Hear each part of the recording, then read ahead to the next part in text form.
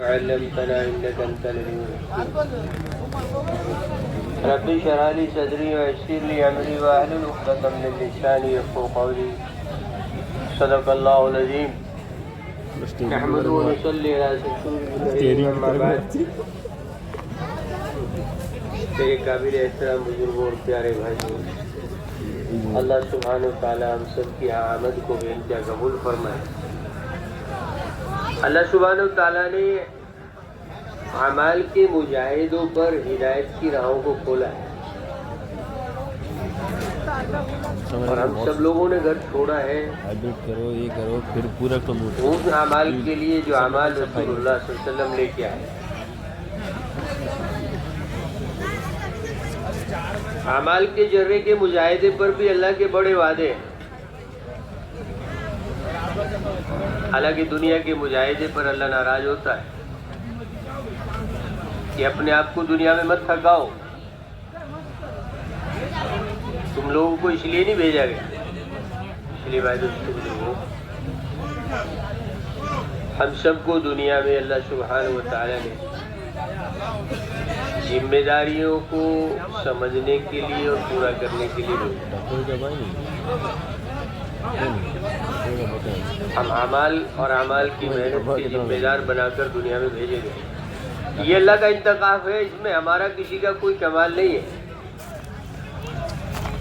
ہم سب اللہ کے شاکر ہوئے، انتخاب کیے ہوئے۔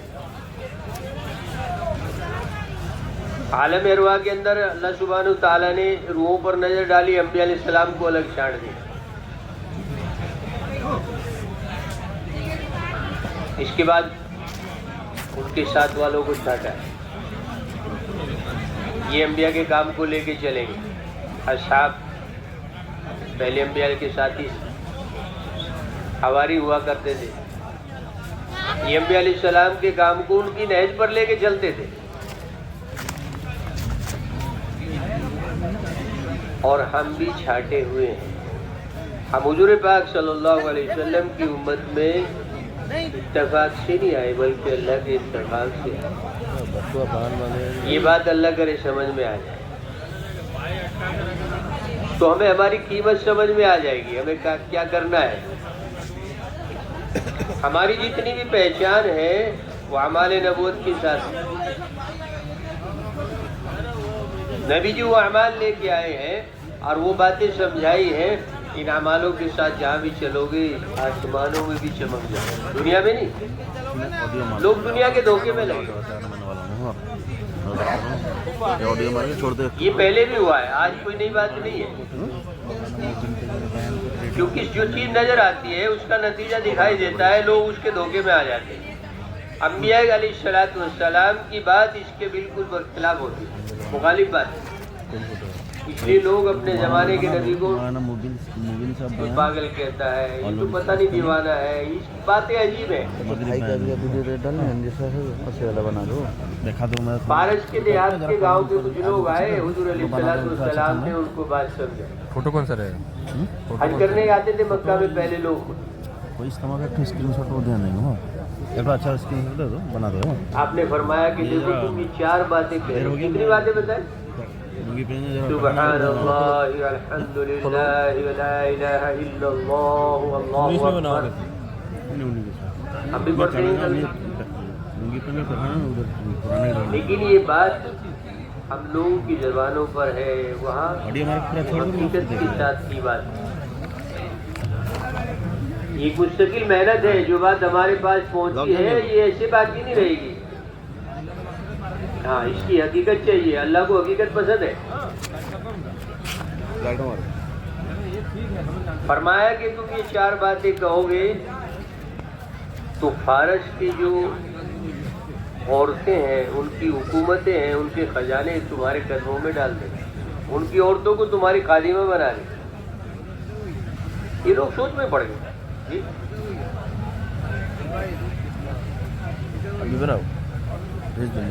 بھائی، مجلس کے اندر علماء اکرام بھی جو ہمارے تشریف فرما ہے، یہ بھی عارضی مسیح میں تشریف لے ہیں، ان سے مذاکرہ ہوگا۔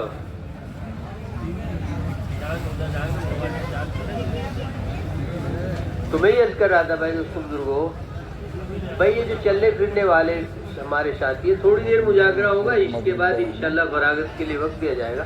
ہاں دیکھو اللہ بڑا ہے، اللہ کی بات، اور ہم بولنے والا سننے والا ہم سب کے سب چھوٹے ہیں. ہم محتاج ہیں اس بات کے کہ اللہ کی بات ہماری سمجھ میں بھی آ جائے، عمل میں بھی آ جائے، ادب میں بھی آ جائے. اس لیے ساری بات ادب کے راستے آئے گی زندگی. تو آپ علیہ الصلوۃ والسلام ایک ایک آدمی کی ایسی فکر فرمایا کرتے تھے، آپ ان کو دعوت پیش کر رہے ہیں، بات سمجھا رہے ہیں. وہ لوگ سوچ میں پڑ گئے ان 4 بول کے اندر کون سا کمال ہے کہ فارس جن کی ہم لوگ رعایا میں رہتے ہیں، وہ اتنی بڑی حکومتیں ہیں، اتنی بڑی طاقتیں اپنے زمانے کی، یہ حکومتیں اور ان کی عورتیں ہماری خادمہ. کچھ دیر کے بعد معلوم ابو لہب آیا، وہ یہ کیا کہہ رہے تھے یہ آدمی تم سے آپ صلی اللہ علیہ وسلم کے بارے میں؟ کہ یہ کچھ باتیں کہہ رہے تھے، 4 کچھ ایسے کلمے بتا رہے تھے، تم یہ 4 کلمے کہہ لو گے، ان پر اتباع کر لو گے، میری بات مان لو گے تو اللہ تمہارے ساتھ یہ کر دے گا. فرمایا کہ میں چچا ہوں. اس نے عرض کیا نعوذ باللہ کہ میں اس کا چچا ہوں، میں جانتا ہوں اس آدمی کا دماغ کچھ ایسا ہی ہو گیا ہے. ہاں سوچ تو ہم بھی یہی رہے تھے. کیا کہا انہوں نے؟ ہم بھی یہی بات سمجھ رہے تھے، تو سمجھ میں نہیں آئی بات. اس بھائی دوستو بزرگوں، اس لیے اعمال کی جب حقیقت کھلتی ہے تو لوگوں کی عقلیں حیران رہ جاتی ہیں. وہ اعمال نبی لے کے آتے ہیں، کیونکہ بات اس وقت تو مخالف ہوتی ہے. یہ لوگ عجیب بات کرتے ہیں، دنیا کچھ اور کہہ رہی ہے، عقل کچھ اور کہہ رہی ہے، نگاہ کچھ اور کہہ رہی ہے، اور انبیاء علیہ السلام کی بات ان کے ایک دم مخالف ہوتی ہے. اس لیے اللہ سبحانہ وتعالیٰ نے انبیاء علیہ السلام کو دنیا کی طاقتوں کے مقابلے پہ اعمال لے کے بھیجا. اور 100% بات یہ ڈنکے کی چوٹ پہ کہل بھائی، او فرعون، یہ تیری ساری حکومت جو ہے یہ سب دھوکہ ہے، ہم جو بات لے کے آئے وہ اصل ہے.